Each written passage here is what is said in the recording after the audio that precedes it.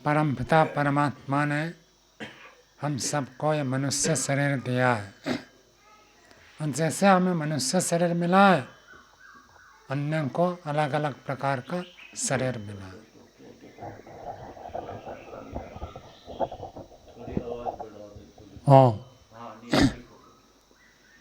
तो परमात्मा ने जो हमें शरीर दिया है, इस शरीर की 3 अवस्था बताते हैं। एक जागृत अवस्था, एक स्वप्न अवस्था और एक सुषुप्ति अवस्था, और इससे भी एक चौथी अवस्था जिसको तुरीय अवस्था कहते हैं, जिसको समाधि अवस्था कहते हैं। तो ये सामान्य रूप से 3 अवस्थाएं होती है, सबकी होती है, जागृत भी, स्वप्न भी, सुषुप्ति भी।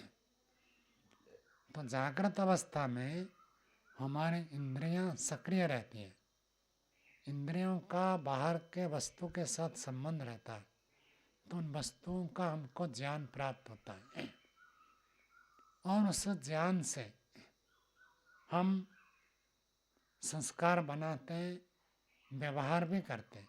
व्यवहार के लिए ज्ञान चाहिए। यहाँ अग्नि है तो मैं अग्नि से बचकर रहा हूँ, लेकिन आहुति देनी है तो अग्नि के अंदर आहुति दूँ।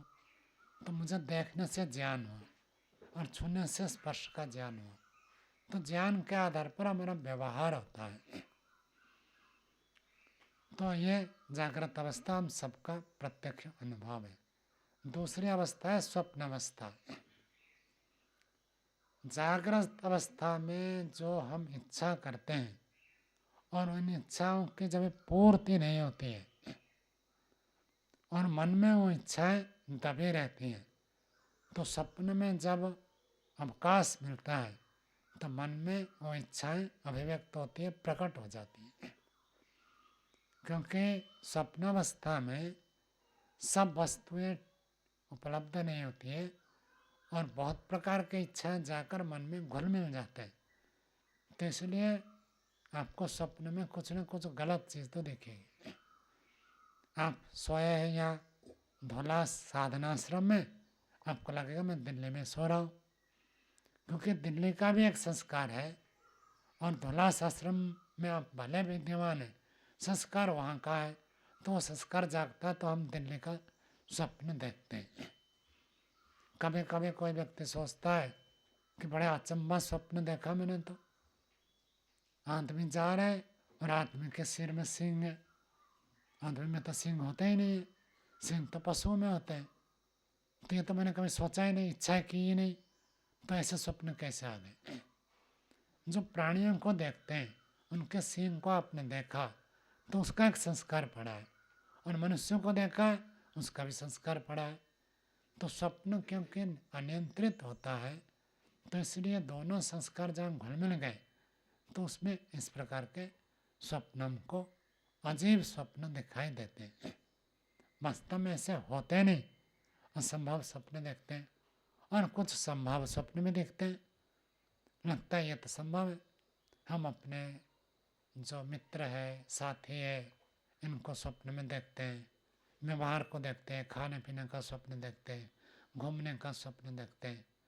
स्वप्न जो भी है हमारे मन में सोए हुए वासनाओं की अभिव्यक्ति है। इसलिए योग दर्शन में सूत्र भी आया, स्वप्न निद्रा ज्ञान आलम्बनम। स्वप्न ज्ञान को यदि व्यक्ति धारण करें, उसको आधार बनाए, उसके आश्रय पर चित्त एकाग्र हो सकता है। क्या भाव है भाई? स्वप्न से कैसे चित्त एकाग्र होगा? स्वप्न ज्ञान जब देखते हैं तब अपने आप को भूल जाते हैं, या मैं रहता है, मैं नहीं रहता। आप हैं तो ब्रह्मचारी, स्वप्न में आप राजा बन गए, प्रधानमंत्री बन गए। कैसे स्वप्न आते हैं? स्वप्न बताता है कि हमारे विचार कैसे चल रहे हैं। संन्यास होने से पहले ही संन्यास का स्वप्न आ रहे, तो पक्का है वो बनेगा। और संन्यास होने के बाद भी यदि उल्टे स्वप्न आए तब तो गति ठीक नहीं मानेंगे। तो स्वप्न क्या करते हैं, हमारे विचारों को, संस्कारों को अभिव्यक्त करते हैं। वो एक साधन है। जो स्वप्न आते हैं समझना चाहिए मेरे अंदर ऐसे संस्कार है, कुसंस्कार है तो हटाएं, सुसंस्कार है तो बढ़ाएं। स्वप्न में भी यही दिखते थे कि मैं बैठकर दर्शन पढ़ा रहा हूँ, मैं बैठकर लोगों को ध्यान सिखा रहा हूँ। तो व्यक्ति का रुचि किस में है, संस्कार किस में है, वो उससे अभिव्यक्त होता है स्वप्न से। और ऐसे वो अपन निद्रा को भी बताया, जब नींद में हम सो जाते हैं, नींद के ऊपर तो लंबी चर्चा है, नींद अभाव नहीं है। योग दर्शन का सूत्र है अभाव प्रत्यय आलम्बन वृत्ति निद्रा, वो भी एक वृत्ति है। और वहाँ पर व्यास जी ने बहुत विस्तार से बताया। आपको लगता है आज मैं सुखपूर्वक सोया, कैसे नींद आई उपाध्याय जी? नए स्थान में प्राय नींद नहीं आती, ब्रह्मचर्यों को नींद आ जाएगी। ब्रह्मचर्यों को नींद में कोई कमी नहीं होती है। तो नया स्थान हो पुराना स्थान हो कोई फर्क नहीं, ठीक नींद आ गई। अब नींद जब आई तब आपको पता चला क्या मेरा नाम उपाध्याय है? नहीं पता चला, सारा गायब हो जाता है। उपनिषद में बताया राजा को पता नहीं चलता मैं राजा हूँ जब गाढ़ निद्रा में सो जाए, चोर को पता नहीं चलता मैं चोर हूँ, सब एक जैसे होते हैं। तो उपनिषद का कहा ऐसे क्यों हो जाता है? तो उन्होंने कहा कि क्योंकि जब गाढ़ निद्रा में सो जाते हैं सब परमात्मा में चले जाते हैं। और विशेषता क्या है, परमात्मा में जाते हुए व्यक्ति को पता नहीं चलता मैं परमात्मा में गया था। कोई व्यक्ति बेहोश है, कोई व्यक्ति कोमा में है, अब उसको थोड़ी पता चलता है। गुरु जी सुनाते कि 5 दिन के बाद, तब 5 दिन के बाद होश आया, अब पता नहीं चला 5 दिन तक क्या हुआ। तो ऐसे ही व्यक्ति जब निद्रावस्था में जाता है, सारे जब गाढ़ निद्रा, स्वप्न नहीं, स्वप्न पार होकर जब गाढ़ निद्रा में चले जाते हैं तो जीवात्मा परमात्मा में डूब जाता है। श्वास प्रश्वास हम नहीं चलाते हैं। और वहाँ तो ये प्रश्न उठा, अगले दिन आपको याद कैसे आ जाता है? सो गए, सोते समय तो पता नहीं चला मैं मनु हूँ, तो अगले दिन कैसे पता चलता मैं मनु हूँ? क्योंकि ईश्वर में थे, तो ईश्वर में गए थे, फिर ईश्वर से निकल कर आए तो पता चलता।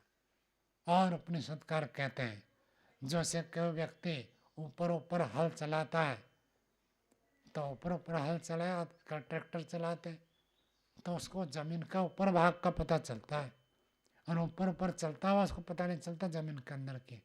मानो सोने का खजाना एक पेटी में रखा हुआ है, हल चलाने वालों को पता नहीं चलता कि अंदर ऐसे है। ठीक ऐसे गाढ़ निद्रा में हम जब सो जाते हैं तब व्यक्ति को पता नहीं चलता है कि अमूल्य खजाने के अंदर डूबा हुआ हूँ।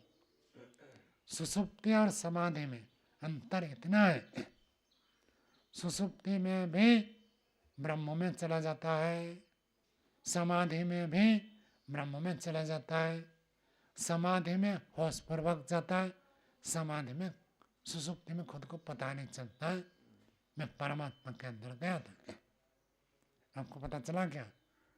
नहीं पता चला ना कि परमात्मा के अंदर गए थे, लेकिन आपको पता नहीं चला मैं परमात्मा के अंदर था, वहीं से निकल कर आए। और जब परमात्मा के अंदर नहीं जाते तो फिर ओम नाम सत्य हो जाता है। यदि गाढ़ निद्रा में सोए परमात्मा में गए तो अगले दिन जागते हैं, और जो नहीं जाते हैं तो शरीर छोड़कर निकल जाते हैं। तो ये निद्रा, गाढ़ निद्रा सुसुप्ति में जीवात्मा परमात्मा के अंदर चला जाता है, इसलिए सबके लिए एक समान अनुभूति होती है। और यदि गाढ़ निद्रा ना हो तो व्यक्ति बीमार पड़ जाएगा। गाढ़ निद्रा में जाते हैं तो मन को भी विश्राम मिलता है और शरीर को भी विश्राम मिलता है। दोनों फिर तरोताजा होकर अगले दिन काम करने के लिए समर्थ हो जाते हैं। यदि मन को विश्राम न मिले, शरीर को विश्राम न मिले, अगले दिन काम नहीं कर सकते और जबरदस्ती करेंगे, थके थके करेंगे तो हानि होगी, रोग होगा, वियोग होगा। तो एक तो ये होगा कि हम परमात्मा के अंदर चले गए थे। तो उस समय शरीर का फंक्शन कैसे होता है, क्रिया कैसे चलती है।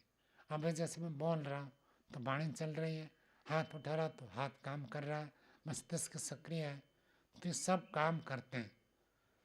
तो सुषुप्ति अवस्था में कैसे चलता है, तो आप उसको ऋषियों ने बताया कि कारण शरीर में जीवात्मा चला जाता है। कारण शरीर का अर्थ स्पष्ट रूप में यद्यपि नहीं लिखा है, लेकिन महर्षि ने जैसे लिखा है और शास्त्र में जैसे मिलता है, मूल प्रकृति जो है वो कारण शरीर है।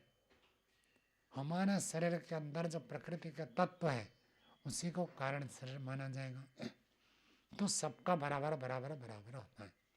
70 स्तंभ आपके शरीर में भी वैसे ही है, इनके शरीर में भी है, मेरे शरीर में भी है, और सबके बराबर है।